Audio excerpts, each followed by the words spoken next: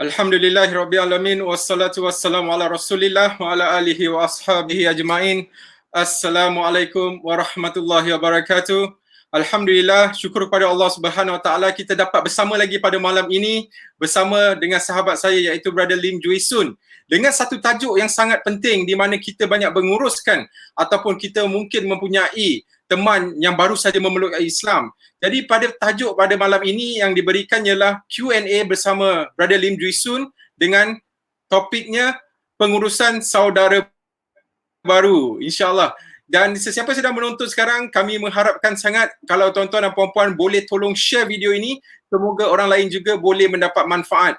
Dan kita minta juga kepada sahabat-sahabat yang sedang menonton untuk tinggalkan komen bagaimana suara kami clear ataupun tidak, dan juga gambar kami ini okey ke.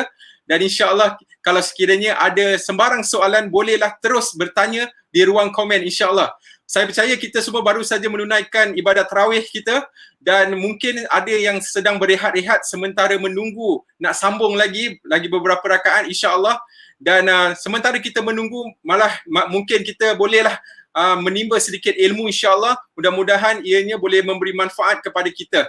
Dan alhamdulillah kita telah pun terima beberapa komen di sini, alhamdulillah, daripada Tengah Forest. Oh, kat mana tu Tengah Forest. Okey. Alright, Arabuji Dan kita ada juga sahabat daripada Singapura iaitu saudara Samsul, dan juga ada daripada Zack bin Ali. Gombak clear dia cakap. Alhamdulillah. Dan insya-Allah hari ini satu perkongsian yang sangat menarik di mana banyak mungkin sesetengah orang mungkin agak keliru di mana selepas mereka tu memeluk agama Islam, mereka tak tahu adakah contohnya bolehkah mereka tu tinggal dengan ahli keluarga mereka yang bukan Islam, ataupun bagaimana pula dengan tabiat-tabiat mereka yang dahulu yang mungkin mereka itu masih lagi ada, contohnya seperti minum arak ataupun masih berjudi dan sebagainya. Bolehkah mereka menerima Islam walaupun masih lagi mempunyai tabiat-tabiat tersebut? Jadi di lainnya juga insya-Allah ada juga Brother Lim akan kongsikan di mana kita sebagai umat Islam bagaimana kita boleh memainkan peranan dalam membantu saudara baru kita untuk terus menjadi seorang Muslim yang mengamalkan Islam, insya-Allah. Okey, baik, sementara kita tunggu Brother Lim untuk masuk ke studio, insya-Allah saya nak buat sedikit perkongsian di sinilah. Alhamdulillah, tadi jam 6.30 saya telah sempat untuk menyampaikan bengkel dakwah di mana saya mengkongsikan tips-tips bagaimana kita nak menyampaikan Islam, dan alhamdulillah saya rasa itu adalah satu key aspek yang penting sebagai seorang Muslim. Apabila kita tahu ataupun kita ada niat nak sampaikan Islam ni, hendaklah kita follow guidelines yang insya-Allah boleh memberikan satu cara efektif dalam menyampaikan Islam, insya-Allah. Okey, saya nak sangat-sangat nak menggalakkan kepada sahabat-sahabat semua yang sedang menonton, silalah share. Untuk makluman semua, alhamdulillah dengan izin dan rahmat Allah, disebabkan ramai yang share, ada lebih kurang 4 orang telah pun memeluk agama Islam selepas menonton video-video live yang kami ajukan selama sejak 1 Mei lalu. So alhamdulillah ini dah hari yang ke-17 kita terus berkongsikan, sementara kita tu orang kata manfaatkan masa. Kalau tidak, kita susah nak dapatkan masa, di mana kita tahu dengan kesibukan Brother Lim. Kalau tidak ni dia sibuk tengah ceramah dekat masjid, mungkin ceramah tarawih atau ceramah selepas tarawih atau ceramah selepas isyak dan sebagainya. Waalaikumsalam kepada saudara Sevam. Alhamdulillah juga daripada Puan Nur Hasiah dari Manjung, masya-Allah. Alhamdulillah. Dan Tengah Forest tu rupa-rupanya di Singapura. Tengah Forest macam Woodlands ke apa tak tahulah kan. Masya-Allah. Alhamdulillah. Okey, sekejap. Saya sementara tunggu Brother Lim ni dia masuk studio. Baik, okay. Dia dah sampai pun, alhamdulillah. Assalamualaikum Brother Lim, apa khabar? Waalaikumsalam warahmatullahi wabarakatuh. Apa khabar? Alhamdulillah. Hari ni masak apa pula? Hari ni makan steamed fish. Thai style. Wah, best betul. Ini yang seperti mana yang siapa yang telah follow live video kita sejak beberapa hari yang lalu, Brother Lim Joo Hee Soon ni dia bukan hanya seorang pendakwah masya-Allah yang hebat tetapi dia juga seorang chef di dapur yang hebat juga. Semalam dia masak mi yang paling terberat sekali dalam dunia, iaitu mi wonton. Sebab dia wonton kan. Jadi hari ini masya-Allah masak steam limau pula. Dan alhamdulillah saya rasa beberapa episod yang telah kita kongsikan, di mana kita tu berkongsikan sedikit sebanyak ilmu yang Allah berikan kepada kita, di mana kita nak mengajak umat Islam kita untuk bersama-samalah turun padang melaksanakan kerja-kerja dakwah, insya-Allah. Okey, baik Brother Lim. Sebelum kita teruskan ke soalan yang pertama lah, saya terlebih dahulu nak tanyakan, kita buat sedikit orang kata tu introduction atau mukadimah. Sebenarnya Brother Lim, di antara orang-orang yang memeluk agama Islam, biasanya kita dengar, orang yang memeluk agama Islam ni antaranya mereka tu, contohlah, ni sebagai contoh saja, iaitu mereka kononnya nak mengambil, nak mendapat pertolongan. Tetapi saya juga difahamkan ada sebahagian besar juga di antara orang-orang yang memeluk agama Islam adalah orang-orang daripada golongan elit. Malah ada yang saya tahu bawa kereta sports car, Masya Allah. So, untuk sedikit perkongsian di sini Brother Lim, mungkin Brother Lim boleh kongsikan kategori-kategori orang yang telah memeluk agama Islam dan apa sebab-sebabnya dahulu. Silakan. Bismillah, alhamdulillah. Soalan yang bagus mengenai tentang orang yang masuk Islam. Sebenarnya orang yang masuk Islam ni ada macam-macam sebab. Okey? Macam-macam sebab. Tapi saya tak nafikan sebab yang utama ataupun mungkin persentage yang tinggi adalah banyak daripada sudut cinta. Kahwinlah. Bila cinta itu sudah melekat, tai kucing rasa coklat. So banyak daripada sudah bercinta, persentage cinta. Ada yang masuk Islam disebabkan kajian. Ada yang masuk Islam disebabkan contoh daripada orang Islam. Ada yang masuk Islam sebab tertarik dengan konsep ketuhanan dalam Islam. Ada yang tertarik kepada Islam sebab bila baca Quran saja, mereka terkejut sebab dalam Quran menceritakan banyak fakta sains, iaitu perkara-perkara tentang sains moden, yang penemuan sains hari ini, tetapi dalam Quran seolah-olah telah cerita 1400 tahun yang lalu. Ada orang masuk Islam disebabkan hutang kadang-kadang. Ada orang masuk Islam sebabkan nak ceraikan isteri. Ada orang masuk Islam disebabkan mungkin niat disebabkan saya nak dapatkan perlindungan ataupun dapatkan kedudukan bumi putra ataupun mudah dapat projek kerajaan. Apa sebab pun bukan urusan kita. Urusan kita adalah menyampaikan Islam. Mungkin dia datang, ada segelintir kecil datang dengan niat yang berbeza. Tugas kita bukan mempersoalkan niat orang. Tugas kita ni menyampaikan. Pastikan mesej Islam, tauhid, akidah Islam sampai kepada mereka dan faham konsep agama Islam. Walaupun kadang-kadang dia datang dengan niat yang tak betul, tetapi akhirnya mereka akan tertarik kepada agama Islam bila kita sampaikan kebenaran. Pendekkan cerita saya, bagi pandangan saya adalah soalan kita, diri kita adalah bukan mempersoalkan apa niat orang. Sebab itulah, jangan tanya orang, bila orang masuk, jumpa mu'alaf orang yang masuk Islam, apa pasal masuk Islam? Saya sudah 20 lebih tahun masuk Islam, masih lagi orang tanya saya begitu. Saya rasa bila kita tanya begitu, kadang-kadang kalau niat dia masuk Islam dapat sudut negatif, mungkin kerana ini, kerana yang negatif, contoh. Senang tak dia nak cakap? Dia terpaksa menipu. So bagi saya bukan tanya apa pasal masuk Islam. Nak tanya boleh, tanyalah. Apa yang cantik sebenarnya dalam Islam yang telah menarik kamu? What are the beauty of Islam which attracted you? So itu cara yang lebih baik supaya dia dapat fikir sesuatu yang lebih positif. So pendekkan cerita, tugas kita bukan mempersoalkan niat orang, tugas kita, tapi majoriti lah. Ada kejaya, ada berniaga, kejaya, profesional, dan ada segelintir kecil tu sama ada mereka mempunyai masalah kewangan, masalah kesihatan dan sebagainya. Tetapi ini dalam Islam tak kisah. Kalau kamu ada keperluan Islam, ada zakat boleh bantu. Kalau kamu masalah kesihatan, Islam juga akan bantu orang-orang yang susah. So mungkin ada orang masuk Islam disebabkan tertarik kepada bantuan itu. There's no problem. So itu sedikit pandangan saya. Wallahu alam.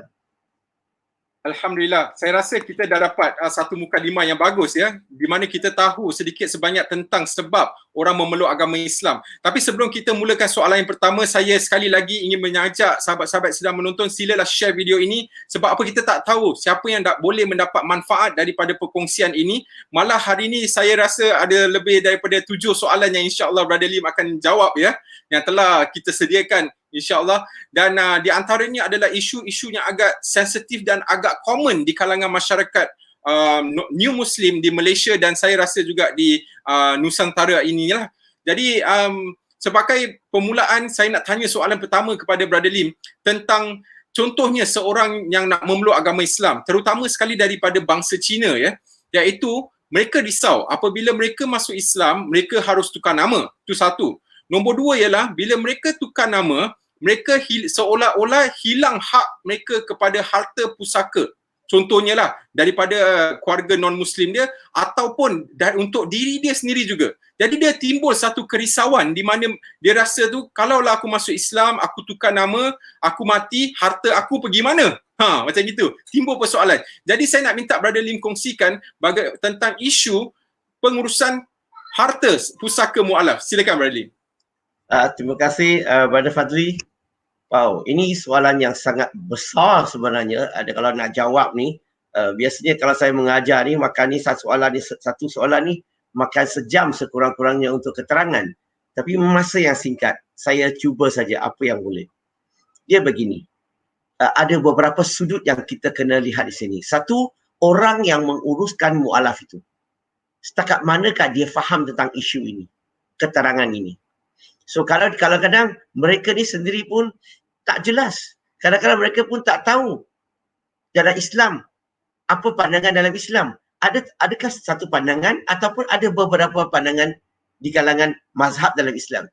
So isu ini dia jadi satu kerisauan kepada orang yang nak masuk Islam. Ramai ya, terutamanya orang yang beradalah orang yang mempunyai kejayaan yang bagus, perniagaan yang bagus. Kadang-kadang mereka juga risau. Kalau saya telah memeluk agama Islam, okay, kalau tiba-tiba saya mati, harta saya pergi ke mana? Untuk soalan yang kamu sebut awal tadi tentang nama tadi, tak ada isu. Kalau dah tukar nama pun tak ada isu. Sebab apa? Sebab bayaran tu dia akan berdasarkan dia akan berdasarkan IC. Nombor IC tu tak ubah. Itu yang pertama. Yang kedua, dan bila dia cek nombor IC tu JPN tu ada rekod lagi nama asalnya. Maka dia tak payah risau tentang kalau nama sudah tukar. Harta boleh sampai ke tak boleh sampai? Boleh sampai insya-Allah. Itu yang pertama. Yang kedua, kadang-kadang mereka risau adalah macam mana harta yang dia ada, boleh ke tak boleh sampaikan kalau dia mati, sampaikan kepada keluarga, adik-beradik, mak bapak dia yang bukan Islam. Boleh ke tak boleh sampai? Ini persoalannya. Okey. Saya terus kepada jawapan sebab saya tak ada masa tak cukup untuk saya untuk menerangkan yang cerita. Contohnya dalam Islam cakap apa, dalam Islam kenapa begini, ada berapa pendapat, okey, dan dalam amalan di Malaysia macam mana jalan keluar dan sebagainya. Tak ada masa untuk semua, saya terus kepada jawapan. Bagi mereka yang ingin nak masuk Islam tapi masih risau tentang hartanya, okey, apa jalan keluar? Yang pertama, dalam Islam kita mempunyai satu sistem dipanggil hibah. Berarti kalau orang itu masuk Islam, dia boleh mula berikan harta-harta yang dia ada kepada mak dia, bapa dia, adik-beradik dia. Hibah maksudnya macam hadiah lah. Okay? As a gift. Kita boleh bagi kepada sesiapa. Muslim, non-Muslim, up to you. Itu yang pertama. Yang kedua, kita boleh buat wasiat. Surah Al-Ma'idah, surah ke-5 ayat 100:06. Kita boleh buat wasiat. Okey? Dan dalam Islam, dia boleh bagi wasiat kepada sesiapa yang dia suka. Sesiapa yang dia suka. Tetapi maksimum 1/3. 1/3. Which means dia tak payah risau. Sekurang-kurangnya 1/3 harta yang dia ada akan sampai kepada keluarga yang bukan Islam. Yang ketiga, kita ada satu lagi produk di amanah raya, sesuatu produk yang dinamakan dipanggil trust. Berarti kalau dia masuk Islam, kalau dia ada banyak harta, contohlah 10 biji banglo. Contoh. Okey, so apa dia boleh buat? So bila dia masuk Islam, dia sebenarnya boleh pergi ke amanah raya.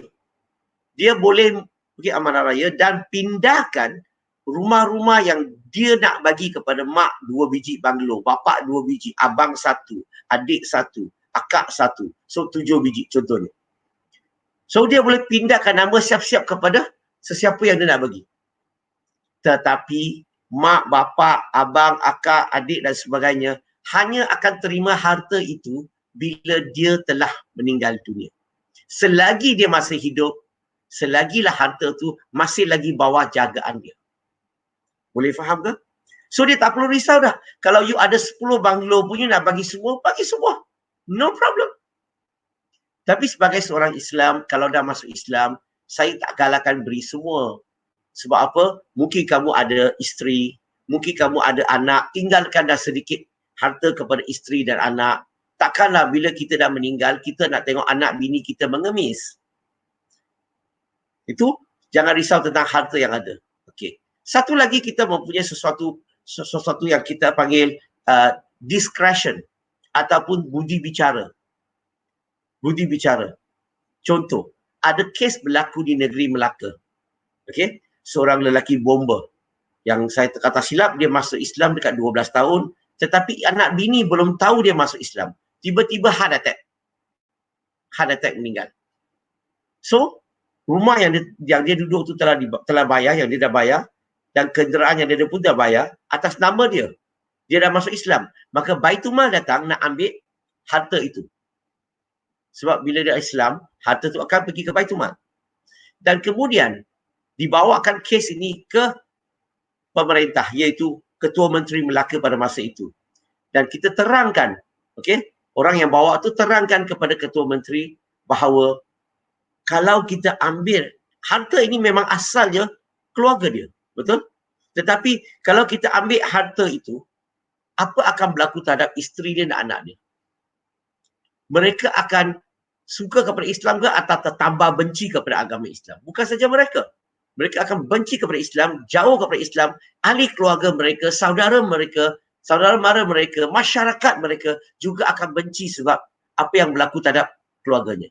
Maka kita diberitahu bahawa suami dia kemungkinan cuba berdakwah kepada anak bininya. Okey? Apa kata kita pulangkan balik harta itu sebagai hadiah kepada isteri anaknya. Okey? Anggap mereka sebagai mu'alaf qulubuhum. Dan alhamdulillah kemudian setuju dipulangkan balik harta itu kepada isteri dan anaknya. So itulah saya nak cerita. We have something called discretion, budi bicara.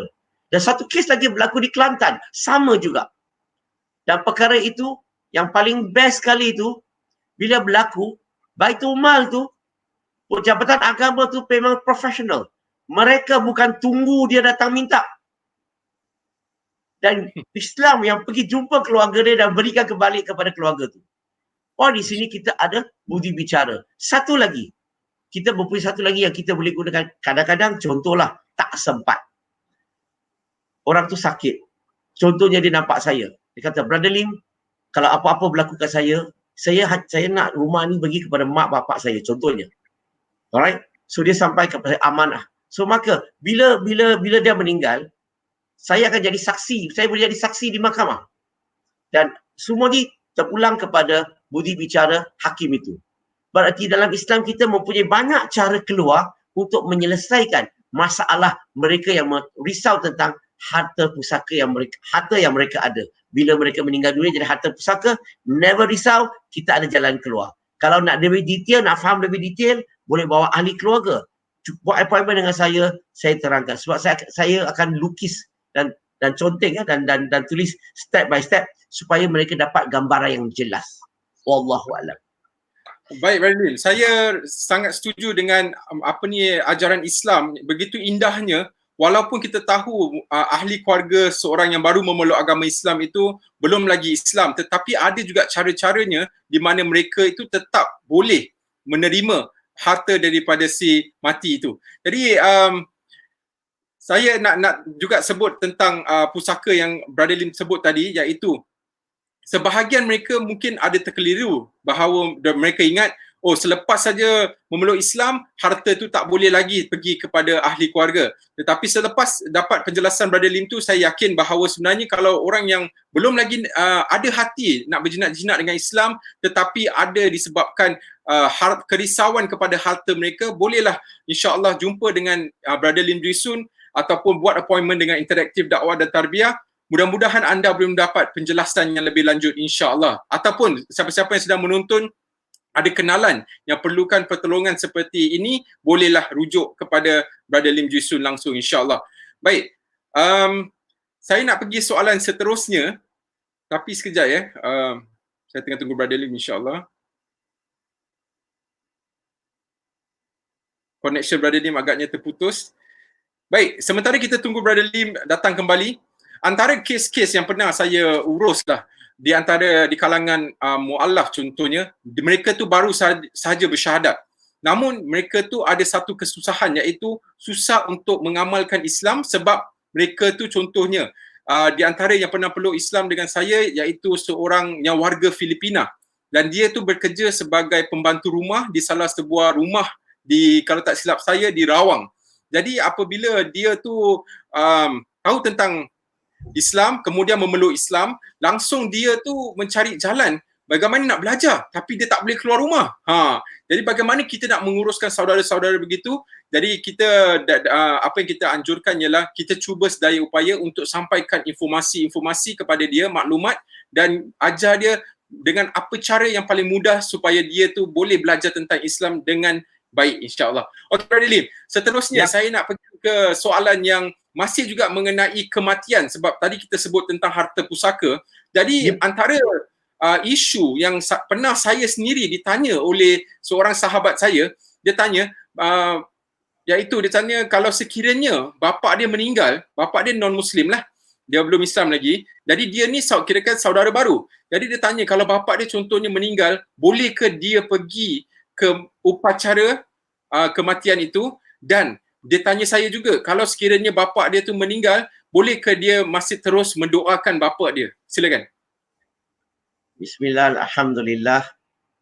Brother, soalan tu penting brother, tapi dia tak complete ya. Iaitu kalau dia dah masuk Islam dan kalau bapa dia meninggal. Sekarang ni saya nak tanya, sama ada dia masuk Islam tu, ahli keluarga dah tahu tak dia dah masuk Islam? Okey, kalau dah tahu, lain hujahnya. Kalau belum tahu, lain hujahnya. Okey, mungkin saya okey, saya bagi sedikit-sedikit di sini. Okey, kalau keluarga sudah tahu, maka bila keluarga sudah tahu kita dah masuk Islam, adanya baiknya bila ada peluang saja, awal-awal bagi tahu apa itu, kenapa kita masuk Islam, apa kepercayaan Islam secara ringkas, dan bagi tahu dalam Islam kita hanya abdikan diri kepada pencipta Allah Subhanahu Wa Taala, dan kita tidak akan abdikan atau menyembah kepada apa-apa saja selepas ini melainkan Allah. Kita awal-awal beritahu. Maka bila berlakunya kematian macam saya lah, bila ahli keluarga tahu saya dah masuk Islam, saya dah beritahu awal. So bila bapa saya meninggal, mereka tak suruh saya terlibat dalam ambil bahagian dalam upacara. Mereka tak suruh saya ambil bahagian dalam upacara. So, dan saya beritahu, saya tolong buat ini, tolong sediakan makanan, tolong tulis orang yang datang, ambil rekod dan sebagainya. Itulah yang saya boleh bantu, tolong belikan barang dan sebagainya. Tapi saya tak terlibat dalam upacara. Saya boleh berada di situ, saya boleh tengok, tetapi saya tak boleh terlibat dalam upacara. Itu yang pertama. Soalan yang kedua yang kamu tanya tadi, bahagian kedua adalah, boleh tak kalau mak bapak kita yang bukan Islam telah meninggal, boleh tak kita doakan?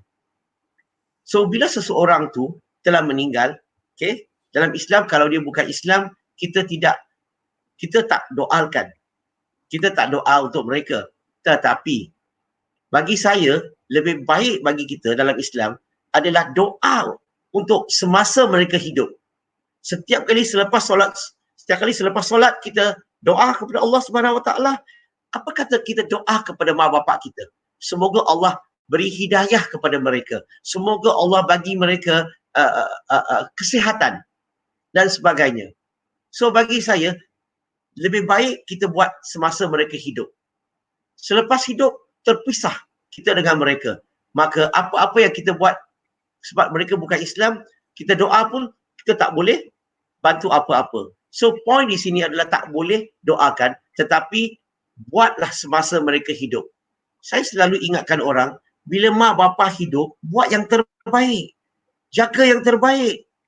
Bagi kasih sayang yang terbaik. Doa kepada yang terbaik. Bukan tunggu sudah meninggal baru nak buat sesuatu.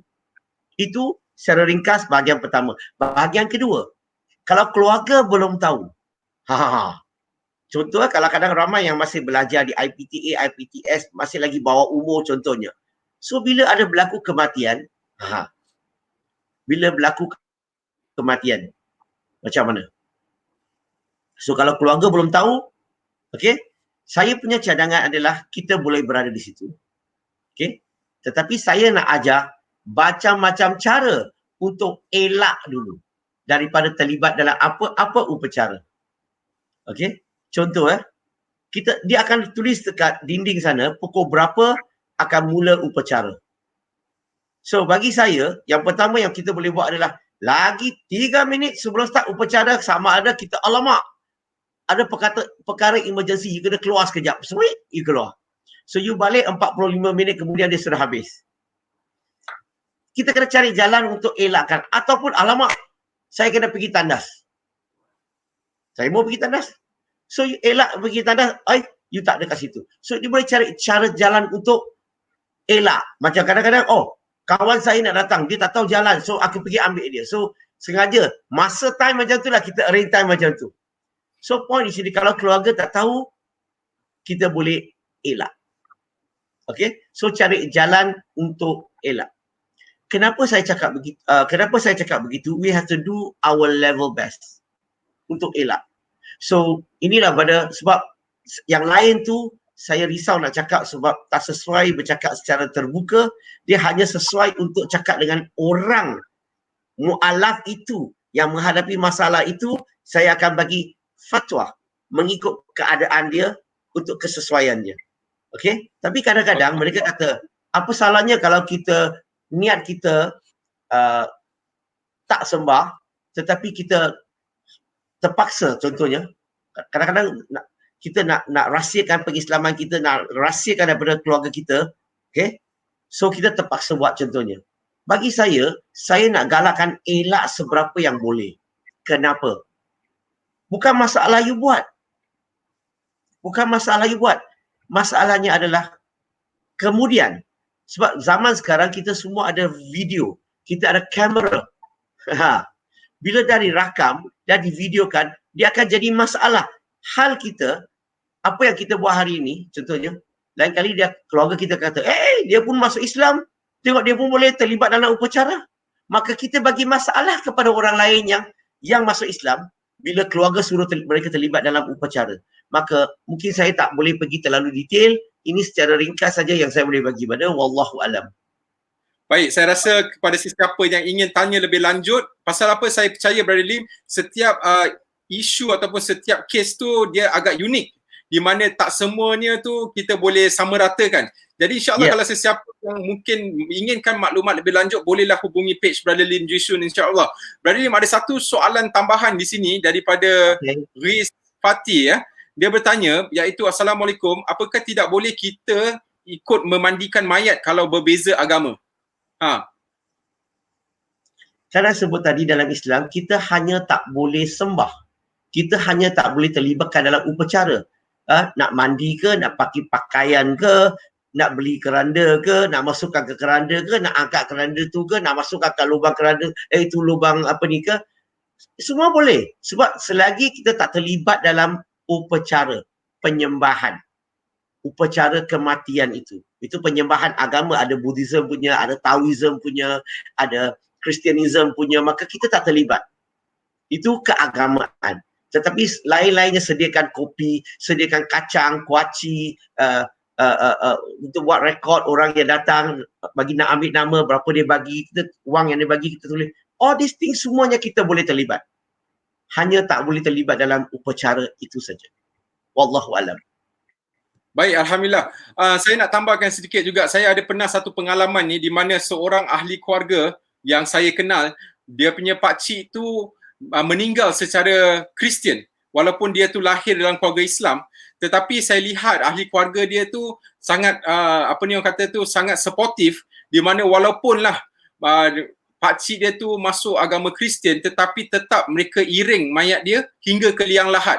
Malah apabila pastor dia tu mengucapkan kata-kata akhir kat situ, maka dia rasa terkejut sebab sekeliling dia tu ramai yang pakai tudung. Dia jadi macam satu benda yang jarang-jarang sekali orang nampak lah. Jadi saya tak tahu kalau isu tu jadi kontroversi dekat sini, tetapi apa yang saya lihat tu waktu saya di Singapura dulu.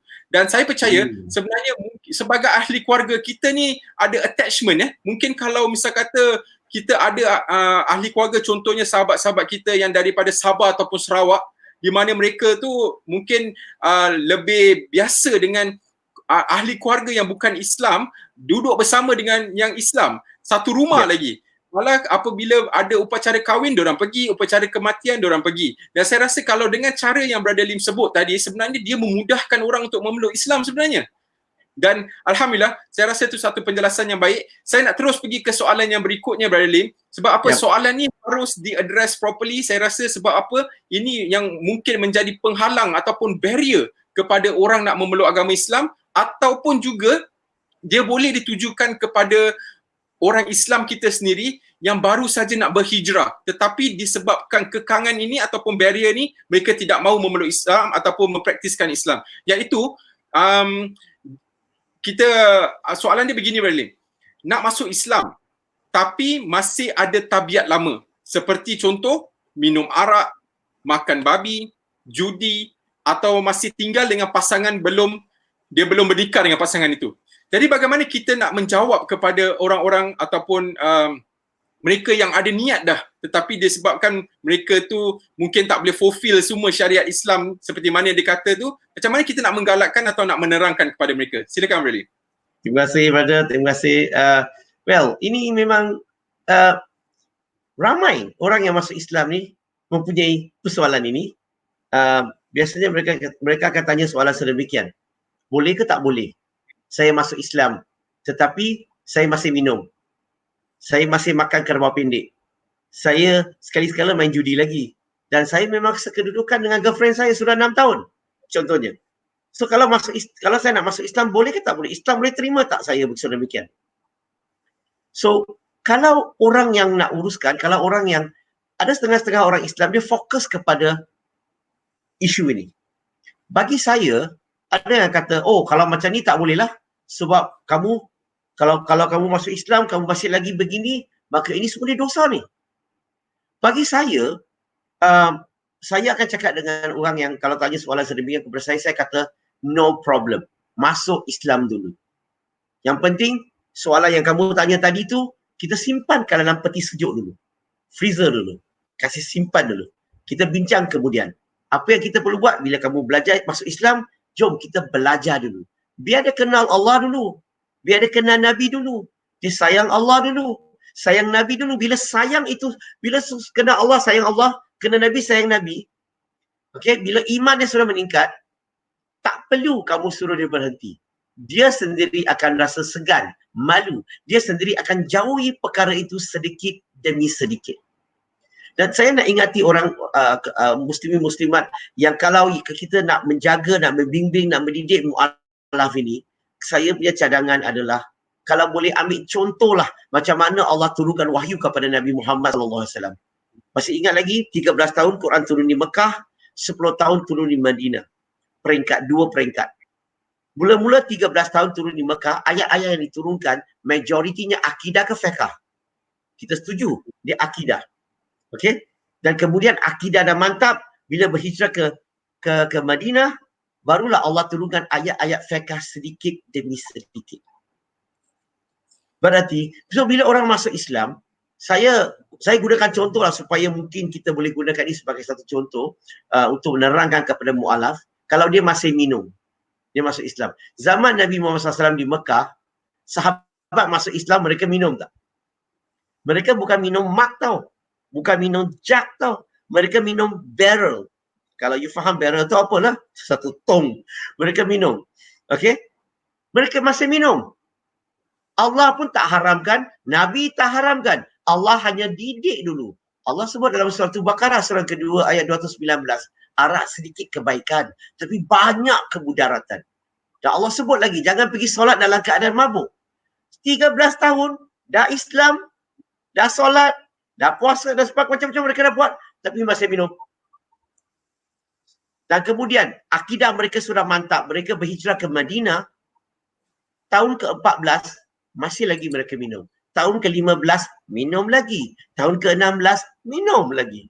Tahun ke-17, bila Allah turunkan surah Al-Ma'idah, surah ke-5 ayat 90, Allah mengharamkan arak tu. Para sahabat terus berhenti.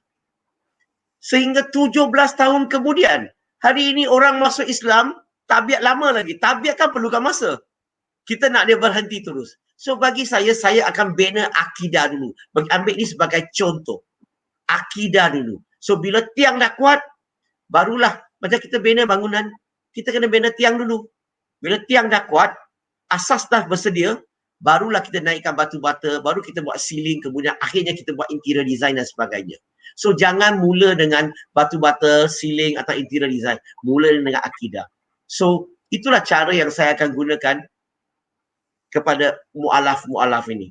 Okay? So kalau tidak, memang susah mereka nak amalkan agama Islam. So bagi saya, tabiat semua ni KIV. Faham tak KIV tu? Simpan dululah KIV dulu. Kita fokus kepada akidah. Yes. Untuk kefahaman dulu. Dan majoriti yang saya ajar, mereka ada latar belakang yang unik. Ada yang gangster, ada yang tattoo, ada yang macam-macam. Saya tak boleh cerita. Point di sini, tapi sekarang mereka jadi muslimin, muslimat yang baik. Sebab akidah dah mantap dan bagi mereka ni sikit-sikit sudah jauhi dan telah berhenti perkara-perkara tabiat lama itu. So bagi saya, they need time. Memerlukan masa yang cukup. Macam saya lah, selepas masuk Islam, first 1-2 years, mula-mula tu, masih lagi ini you tak tahu apalah, ini tangan gatal memang. Tahun baru Cina saja kita ada sikit-sikit. So, masa tu iman belum mantap lagi. Masih lagi, tiap-tiap tahun ini macam budaya bagi saya. Tapi, bila dah faham, iman dah mantap, kita tahu ini haram, maka kita akan mula tinggalkan perkara itu. So, inilah pandangan saya terhadap soalan tadi tentang tabiat lama tadi. Wallahu alam. Baik, Brother Lim, satu penjelasan yang baik. Kita sebenarnya perlu memberi masa kepada orang-orang yang dah ada niat ni, tetapi apa yang kita harus dahulukan ialah kalau mereka dah bersedia, hendaklah kita terus mengajak dia kepada Islam. Dan tabiat ni seperti mana Brother Lim kata, give them time. KIV dulu apa-apa perkara yang mungkin tabiat yang tidak baik ni. Saya nak tambah satu lagi soalan. Ini agak kontroversi sikit Brother Lim, sebab dia makin malam dia makin pedas kan. Saya cuba. Okay, alright. Dia tetap sama juga dengan isu-isu seperti tabiat yang lama dan nak masuk Islam tapi mempunyai tabiat lama. Soalan dia ialah macam gini. Satu isu yang kontroversi di barat, di mana orang nak masuk Islam tapi LGBT. Mereka tu mungkin lesbian ataupun mereka tu gay dan sebagainya. Lepas tu timbul pula satu persoalan di mana mereka kata, boleh ke dia nak kahwin sejenis cara Islam? Okey, ini soalan yang mungkin boleh dibincang di barat. Banyak bincang di barat, tetapi di Malaysia ni memang kalau kita bincang tentang boleh tak nak masuk Islam tapi LGBT. Kalau nak masuk Islam, LGBT no problem. Dan Islam ni LGBTA pun ada. L tu apa? Lesbian, perempuan dengan wanita, wanita dengan wanita. LG, gay tu lelaki-lelaki. Bisexual tu dia boleh lelaki dan wanita, dia boleh lelaki dan wanita. Dia transsexual tu. Ni transsexual tu mungkin kita boleh bincang kemudian. Dan satu lagi adalah adultery. Point di sini adalah ramai orang yang mempunyai how to say that, terlibat dalam social sedemikian, boleh tak masuk Islam? No problem. Saya sendiri banyak handle case yang LGBT masuk Islam. Tak ada isu. Tetapi kalau tanya boleh kahwin ke tidak, itu kalau tanya saya daripada sudut Islam, memang tak boleh lah. Dari sudut undang-undang di Malaysia pun tak boleh juga. So, Apa yang saya boleh sebut dalam sudut Islam memang tak boleh sebab Allah sebut dalam Quran dalam surah Al-Baqarah surah kedua ayat 187. Okey, dia kata lelaki adalah pakaian untuk wanita, suami adalah pakaian untuk isteri, isteri adalah pakaian untuk suami. So lelaki untuk wanita, wanita untuk lelaki, tapi tak ada lelaki-lelaki, wanita-wanita. So dalam Islam kalau orang tu masih LGBT, kita hormat dia sebagai manusia, kita kena respect mereka, okey? Dan apa-apa yang mereka buat peribadi, kita tak nak ambil tahu. Kalau mereka buat peribadi, kita tak mau ambil tahu. We are not interested to know. Hanya no one, tak ada sesiapa sepatutnya buat apa-apa secara terbuka, open, public. Okey? Walaupun suami isteri pun tak boleh buat aktiviti public. Itu dipanggil apa? Itu dipanggil immoral act. Immoral act. Satu perbuatan yang tak bermoral. Kalau kita buat apa-apa secara public. So, you dengan isteri kamu, you dengan pasangan kamu, laki ke perempuan ke, itu peribadi. Buat dalam rumah, buat dalam bilik, tetapi no public action. Anda tak boleh buat publicly. So, itulah pandangan saya, brother. Wallahu alam. Alhamdulillah, Bradley, satu penjelasan yang baik. Kita walau macam mana sekalipun seseorang tu kondisi dia, kita tetap dahulukan dia sebagai seorang human ataupun kita kata manusia, dan kita lihat daripada sudut ihsan kepada dia, di mana kita tak tahu, Brother Lim, sekiranya orang tu benar-benar niat dia ikhlas nak masuk Islam, kemudian Allah itu mengubah hati mereka. Malah mungkin disebabkan Islam itu dia mula untuk berubah dan dia mungkin tinggalkan tabiat-tabiat yang tidak baik ni dan menjadi seorang Muslim yang baik. Wallahu alam, ini adalah kuasa daripada Allah Subhanahu Wa Taala. Di mana saya juga pernah nampaklah orang yang selepas mungkin mereka tu terlibat dengan LGBTQ ke apa contohnya ya. Tapi selepas mereka tu praktis Islam, mereka faham tentang agama, diorang dapat hidayah, maka mereka tu jadi Muslim yang baik. Ya, dan dalam masa sama juga kita haruslah sentiasa mendoakan mereka insya-Allah ya, sebab hidayah itu milik Allah Subhanahu Wa Taala. Baik, Brother Lim, saya ada satu lagi soalan. Ini saya rasa common question lah di kalangan saudara baru, iaitu baru masuk Islam boleh ke duduk serumah dengan keluarga non-Muslim, dan kalau sekiranya ada anjing, macam mana nak solat? Ini antara isu-isu kontroversial lah. Minta Brother Lim penjelaskan sikit. Baru masuk Islam boleh tak duduk serumah dengan keluarga yang non-Muslim? Sebenarnya kalau saya bagi satu contoh saja mungkin cukup menjawab semualah. Nabi Muhammad SAW dibesarkan oleh siapa? Bapa saudara dia, betul? Siapa nama dia? Abu Talib. Abu Talib. Ya. So, Abu Talib Islam ke tak Islam? Tak Islam. Tapi Nabi duduk bersama tak? Nabi makan bersama tak? Dalam Islam, masuk Islam, masuklah. Duduk dengan keluarga tak ada masalah. Hanya kita tak boleh buat perkara yang haram saja. Duduk dengan keluarga halal. Jaga keluarga tanggungjawab. This is our responsibility. So dalam Islam bagi saya, tak ada masalah duduk dengan keluarga. Okey? Tapi mungkin soalan kedua tu adalah kalau rumah ada anjing macam mana? Okey? Macam mana nak solat? Bagi saya, kita ambil wuduk dalam tandas, kita solat dalam bilik, no issue. Biasa secara umumnya anjing biasanya letak di luar rumah. Okey? Contohnya. So biasanya dalam bilik yang kita ada pun ada tandas.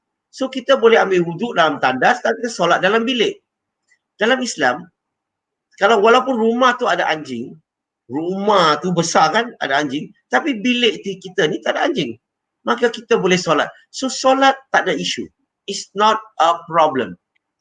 Dalam Islam, Nabi kata seluruh bumi ini adalah tempat untuk kita solat. Selagi tempat itu bersih. Okey?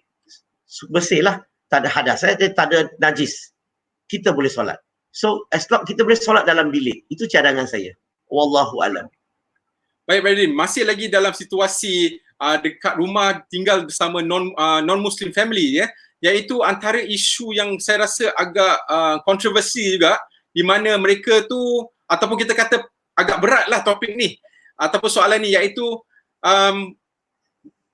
isu tinggal serumah dengan keluarga yang menggunakan perkakas yang sama untuk masak makanan yang haram di sisi Islam. Bagaimana pandangan Brother Lim untuk menasihati seorang yang baru saja memeluk Islam contohnya? Okay, wow.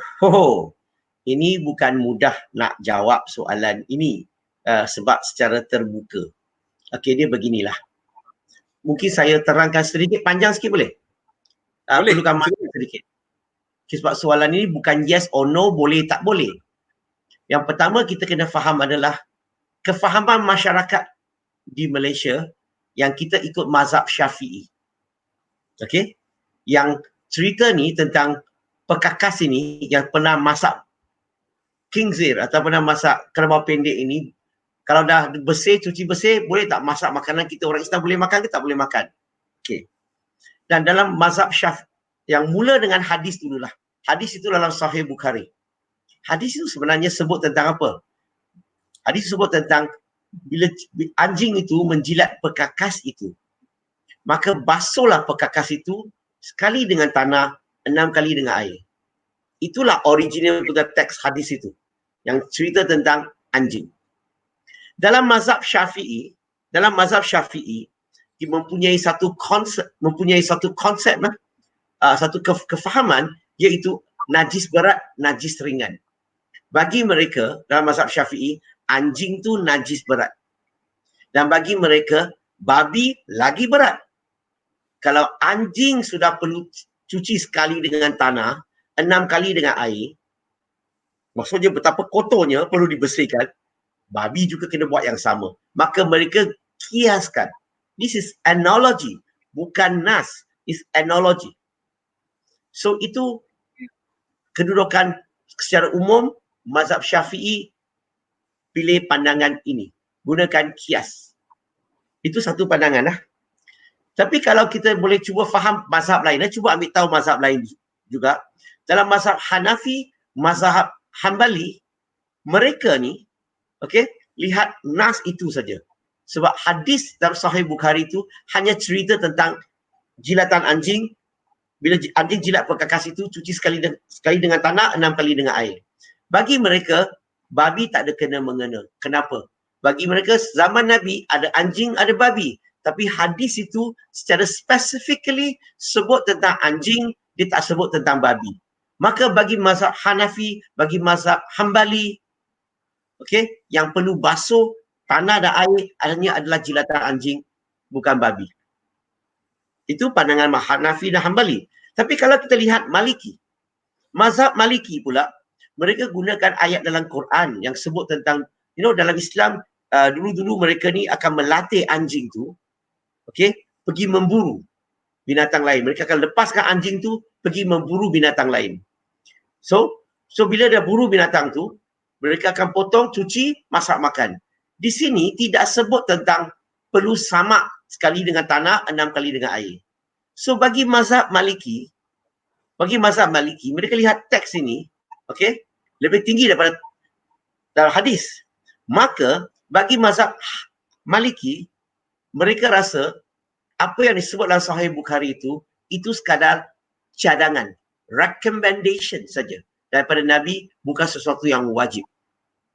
So kalau kita lihat daripada sudut pandangan Ahli Sunnah wal Jamaah, ada pandangan mazhab Syafi'i, ada pandangan Hanafi Hanbali, ada pandangan Maliki. Dan di Malaysia kita ikut Syafi'i. Mari kita tengok lagi mazhab Syafi'i sekali lagi. Saya tambah lagi. Dalam mazhab Syafi'i ada juga khilaf, ada juga perbezaan pandangan di kalangan mazhab, di kalangan ulama-ulama mazhab Syafi'i. Contoh, kalau kita baca kitab Imam Syafi'i, kitab Al-Um. Okey? Kitab Al-Um jilid nombor 1, muka surat 39 dan 40. Kalau kita baca kitab Al-Um ini, dia sebut apa? Dia sebut 2 kaul. Dia kata 2 cara untuk membersihkan. Satu cara ialah kalau anjing contohnya atau babi contohnya, 2 cara untuk bersihkan. Cara pertama, gunakan tanah, sekali dengan tanah, 6 kali air. Cara kedua dia sebut adalah gunakan sesuatu yang lebih bersih daripada tanah dan air. Dan dibraketkan dikata sabun. Berarti dalam mazhab Syafi'i sendiri ada perbezaan pandangan. Kalau telah dibersihkan dengan sabun dan sebagainya, maka juga dibolehkan. So bagi orang yang masuk Islam, sekarang ni, itu saya bagi pandangan tau. Sekarang ni, mana satu pandangan yang lebih sesuai untuk mereka? Kalau kita nak ikut mazhab Syafi'i, mungkin kita boleh lihat ada khilaf tak? Sebab apa? Bayangkan bila seseorang tu masuk Islam. Sebelum masuk Islam, mereka dibesarkan oleh mak bapak dengan periuk perkakas yang sama. Tiba-tiba masuk Islam, tak boleh gunakan perkakas yang sama. Apa perasaan mak bapak? Ataupun kena beli satu set baru lagi perkakas tu. Maka kadang-kadang ini akan menyinggung perasaan ibu bapa kita. Okey? Tapi kalau perkara ini ada khilaf, dia ni zani subut, zani dilalah, kita relax ah. Kalau ada khilaf, kita dalam mazhab Syafi'i pun ada khilaf, kita boleh pilih pandangan yang lebih ringan, lebih memudahkan untuk orang yang masuk Islam, untuk permudahkan untuk mereka. Kalau tidak, macam mana mereka nak rapat dengan keluarga, macam mana mereka nak dakwah kepada keluarga. So itulah sedikit pandangan saya, brother. Kalau siapa-siapa yang nak tahu lebih, kena datang kelas. Sebab ada setengah-setengah perkara saya tak boleh cakap di sini. Sebab mungkin takut orang yang tonton, yang tak biasa, mungkin akan keliru. So apa-apa pun, jangan risau. Kalau ada kekeliruan, hubungi kami akan jelaskan secara detail lagi. Wallahu a'lam. Alhamdulillah, saya sangat kagum dengan ilmu Brother Lim tu ya, di mana bukan hanya Brother Lim ambil daripada satu pandangan mazhab, tetapi juga mengambil 3 lagi mazhab yang lain. Dan saya teringat pula kepada satu hadis Nabi Muhammad SAW yang di mana Nabi bersabda yang bermaksud permudahkanlah, jangan menyusahkan. Di mana di sini ialah kalau kita lihat, kalau kita boleh memudahkan saudara baru tu, sebab kita nak kena faham orang yang baru peluk agama Islam ni, dia sebenarnya dia seperti baru berpindah rumah ataupun baru saja berpindah tempat. Jadi dia tu nak kena adjust dengan a lot of things. Kalaulah sekiranya kita put a lot of pressure kepada dia, ada kemungkinan dia akan rasa yang diri dia tu tersepit. Dan dia akan rasa Islam ni susah sangat lah, macam susah nak bernafas. Jadi saya sangat faham situasi saudara baru ni. Jadi sebagai satu ataupun satu nasihat, sebenarnya kita haruslah, kalau nak lebih faham mereka, kita nak kena turun padang dan cari pengalaman, insya-Allah barulah memudahkan kita untuk faham situasi-situasi berikut. Baik Brother Lim, kita ada satu soalan daripada sahabat kita juga, iaitu saudara Sam ya. Dia bertanyakan di sini, persoalan dia soalan dia panjang sikit ni, sampai muka kita pun tak nampak. Okey. Persoalan dia ialah mengapa umat Islam di kalangan buan Muslim yang educated sekalipun masih belum dapat menerima mu'alaf yang kekalkan nama asal macam saya, Bro Sam dan macam Bro Lim. What is the best way to enlighten them? Mohon pencerahan. Syukran. Terima kasih saudara Sam. Terima kasih soalan tu. Bagi saya begini, yang pertama kita kena faham sejarah di Malaysia. Mereka tak biasa. Jangan salahkan mereka sebab ini perkara yang baru. Kita macam kekalkan nama ni, sebenarnya mungkin saya orang yang pertama di Malaysia yang kekalkan nama Cina sebagai nama Islam. So ini sesuatu yang baru. Tapi bagi orang yang asal Islam, walaupun mereka profesional dan sebagainya, kadang-kadang mereka tak biasa. Sebab itulah kadang-kadang mereka tak boleh terima. So, jangan salahkan mereka. Salahkan mereka. Yang kita boleh buat adalah cuba bagi keterangan sedikit. Okey, bagi contoh. Cuba bagi contoh, tanya dia. Biasa tak sahabat, kenal tak Salman Al-Farisi? Seorang sahabat yang memeluk agama Islam daripada Parsi. Dia kekalkan nama Salman Al-Farisi. Dia tak tukar nama ke nama dalam bahasa Arab. So, kenapa sahabat boleh masuk Islam dan boleh kekalkan nama asal? Mungkin ini tak cukup kuat lagi. Mari kita tengok lagi. Bilal bin Rabah, kita panggil Bilal, Muazzin kita panggil Bilal kan. Bilal bin Rabah, dia orang mana? Dia Ethiopia, Afrika. Dia masuk Islam, tukar nama tak? Dan dia juga tidak tukar nama. Sunnah Nabi ini, selagi nama itu tidak mempunyai unsur syirik, nama itu tidak mempunyai makna yang tidak baik, Nabi tak kacau nama orang. Dia kekalkan nama. So apa yang kita boleh buat adalah, the only thing that we can do is not to blame them or to accuse them or anything, but the best thing is that try to tell them, or you boleh jadikan isu ini sebagai you sebagai orang yang ketiga. Contohnya, you ambil video, sahabat, saya dengar ini video lah, ni Lim ni, dia kekalkan nama, ni hujannya. Apa pandangan you? Saya tengok dia, wow, Kita ambil, kita macam share dengan dia satu video, biar dia tengok sendiri. Biar dia hujah. Kalau dia dah kata tak boleh, mesti wajib tukar. Okey? Kalau wajib tukar, kenapa sahabat-sahabat yang masuk Islam majoriti tak tukar nama?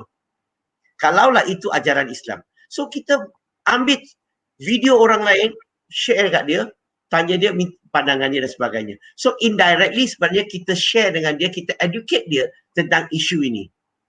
So bagi saya, mereka sedemikian, jangan salahkan sebab mereka tak biasa. Saya kata saya, dulu-dulu masa saya mula-mula kekalkan nama, mana-mana pergi berapa kontroversi. Orang semua, gila kau. Wah, kalau mana boleh tak ada nama Islam. Tapi sekarang ni, kan cakap Brother Lim, contohnya Lim Jui Sun, saya rasa di Malaysia orang dah biasa dah. So, mula-mula dia memang susah orang nak terima, tetapi sekarang ni secara umum, okay, dia sudah boleh diterima oleh masyarakat. Dan kebanyakan jabatan agama di Malaysia telah boleh terima orang kekalkan nama asalnya untuk masuk Islam. So inilah hujah yang paling kuat sekali jabatan agama majoriti telah terima. Wallahu a'lam. Alhamdulillah. Terima kasih Brother Lim atas penjelasan tu. Harap dapat menjawab soalan daripada saudara Sam kita insya-Allah. Dan Brother Lim, saya rasa saya dah tanya Brother Lim lebih daripada, saya rasa lebih kurang 7 soalan kot.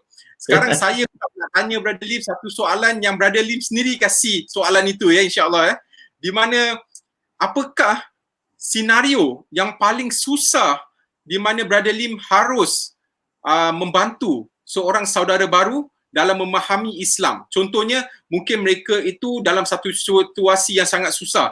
Di antaranya mungkin mereka terpaksa rahsiakan Islam mereka dan dia tu terpaksa juga masih mengamalkan hidup dia seperti biasa dan dia harus mengikuti segala macam contohnya amalan-amalan agama lama dia. Jadi macam mana Brother Lim handle kes macam ini? Silakan Brother Lim. Okey. Kalau orang sedemikian masih lagi merahsiakan, maka kita kena handle dia sebagai underground. Berarti dia kebiasaannya mereka adalah underage, usia bawah 18 tahun. Dia kena buat secara rahsia, Islam secara rahsia. Ataupun dia masih lagi belajar di IPTA, IPTS. Maka dia kena rahsiakan sebab masih lagi bergantung kepada mak bapak untuk membayar mereka punya fees, university fees, bayar mereka punya pocket money. Okay? So, kalau mereka merahsiakan sedemikian, maka hujah untuk mereka berbeza dengan keluarga yang sudah tahu. Okay? So, macam contoh, kalau mereka duduk serumah, okay? Bulan puasa, dia sedang berpuasa, dia nak puasa. Tapi mak bapak masak, ajak makan sebab dia merahsiakan pengislaman. Macam mana nak selesaikan masalah tu? Saya punya cadangan adalah kalau boleh beritahu mak bapak, okey, you ada appointment dengan kawan, kita akan makan kat luar. Lunch tu. Boleh faham bagi alasan. Ataupun mak bapak ajak makan. Cakap dengan dia, okey, tadi lewat sikit saya makan. Sekarang saya ada kerja, ada perkara penting, kita asyik cari alasan untuk menangguhkan perkara itu. Contoh. So, ini sebagai satu example ya. Okey, bagi mereka yang ada masalah bila merahsiakan pengislaman. Ada banyak lagi perkara sebab ini masuk fiqh ni, saya agak berhati-hati sebab nak bagi contoh sebab mungkin masyarakat biasa tak biasa nak dengar. So bagi saya inilah sebagai satu contoh yang saya boleh bagi. Macam contoh kalau solat contohnya. Okey, nak solat macam mana? Kalau share sebilik, you tak ada privacy macam mana? So ada banyak macam cara yang kita boleh buat. Kalaulah worst to worst orang kata, okey, kadang-kadang kita boleh duduk solat pun. Kadang-kadang mereka tak perasan kita nak rehat kononnya. Kita boleh solat. Ataupun kita tak ada jalan lain. Ada orang sentiasa ada orang. Kita boleh baring untuk solat dan sebagainya. So kita akan ajar dia cara yang dia boleh buat dalam Islam. Yang penting buat. Okey? Yang Allah nak adalah bila dalam keadaan yang susah pun tetap kita nak buat. So kita kena buka jalan, cari bagi dia jalan untuk kalau ini tak boleh buat ini tak boleh buat ini tak boleh buat ini. Maka kita boleh permudahkan bagi mu'alaf. Kita boleh senangkan bagi mu'alaf untuk belajar dan amalkan. Tapi secara satu cadangan lagi. Bila mu'alaf itu di bawah underground, merahsiakan pengislaman, orang yang didik, yang bimbing tu sangat-sangat penting. Contohlah, kalau dia muslimah, okey? Kalau boleh, jangan kerap sangat. Jangan terlalu obvious, terlalu jelas bahawa seorang muslimah Islam yang sentiasa bersama dengan dia. Kalau kawan-kawan nampak, saudara mara nampak, dia akan report kepada keluarga, dia asyik campur orang Islam pakai tudung labu-labu lagi. Maka bapa akan syak dia. So bagi saya, kadang-kadang, contohnya kalau dia masuk Islam, kita cari orang yang ajar dia. Macam contohlah saya biasanya, orang tu masuk Islam tapi merahsiakan, biasanya dia akan suruh saya jaga atau untuk didik dia. Okay, saya akan jumpa dia, ajak dia berikan kopi, minum kopi, dan ajar dia ataupun cakap secara slow. So orang tak perasan sebab apa? Dia Cina dengan Cina, Cina dengan India. Orang tak perasan. So sebab itulah orang yang mengajar tu kena belajar sensitif, jaga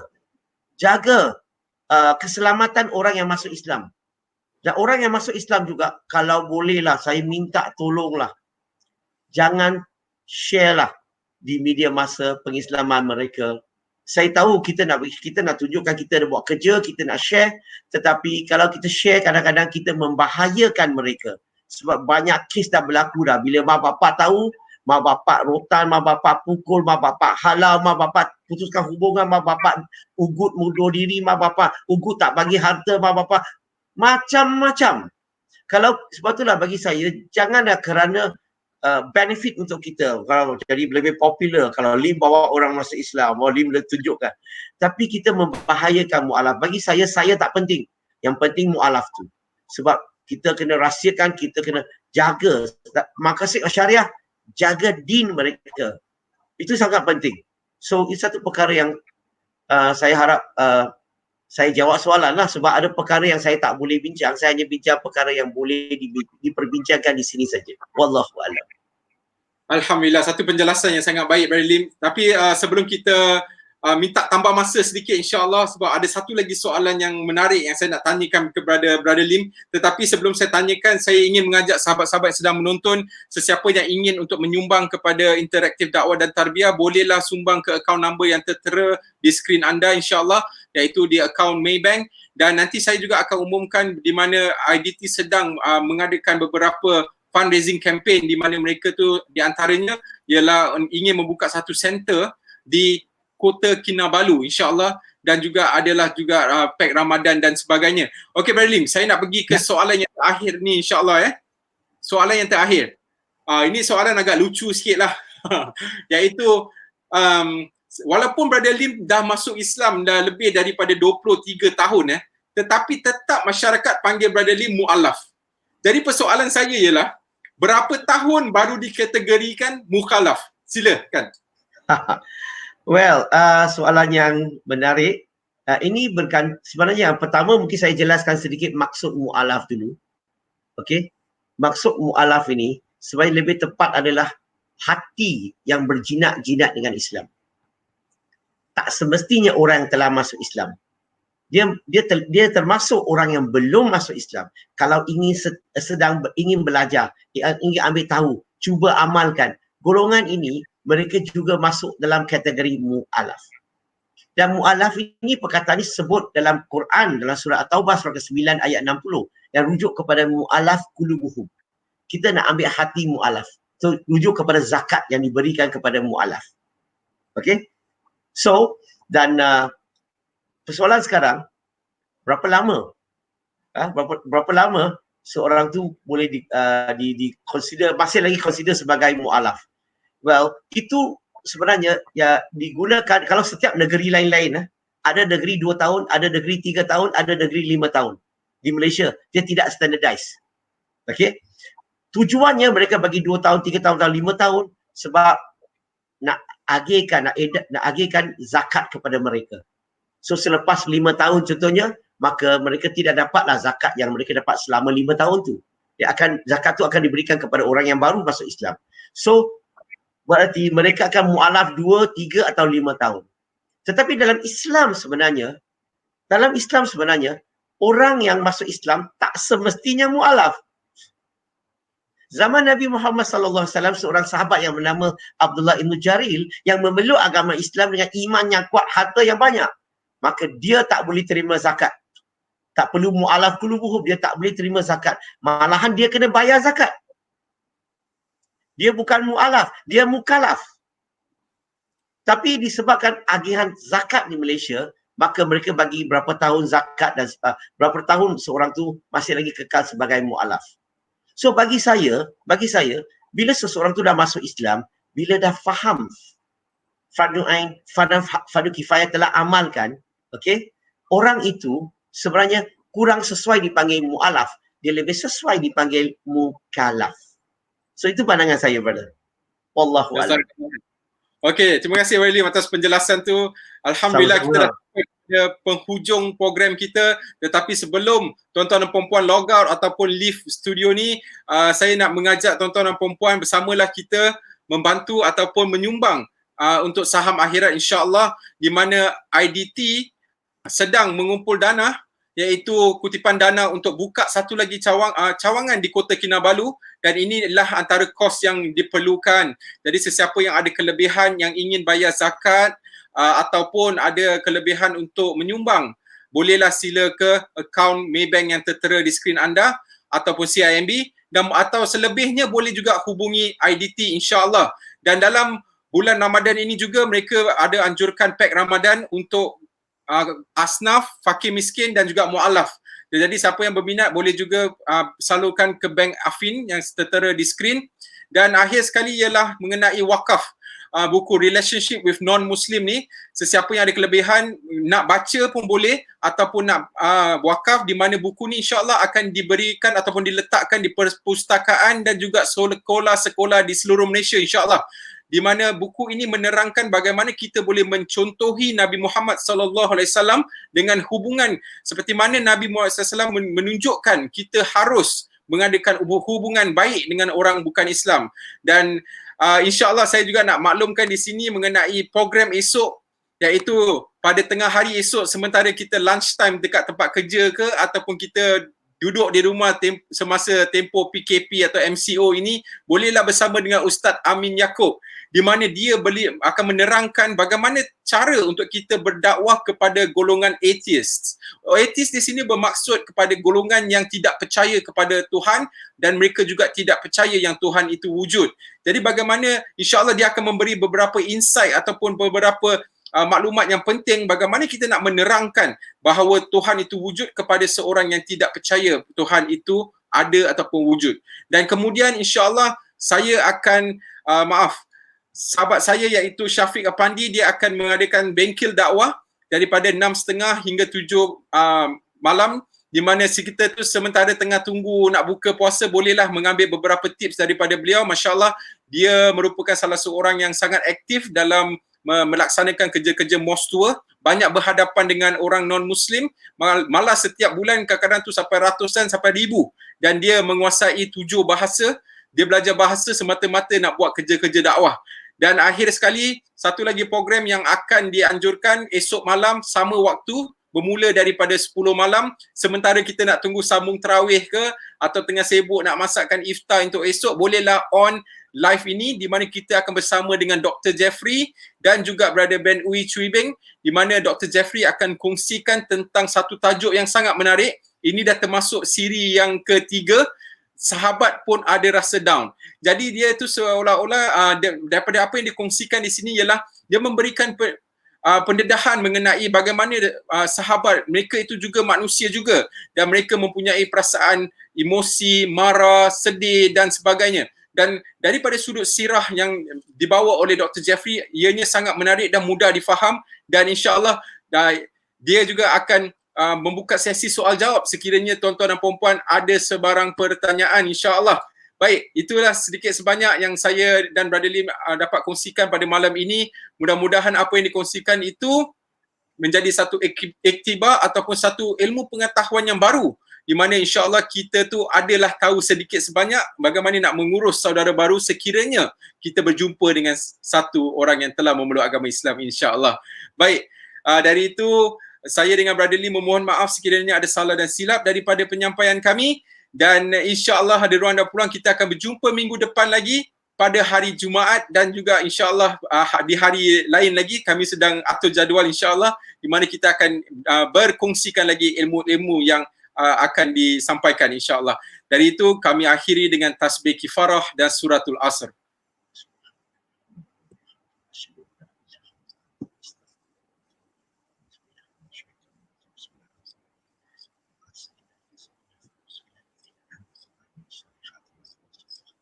Assalamualaikum warahmatullahi wabarakatuh.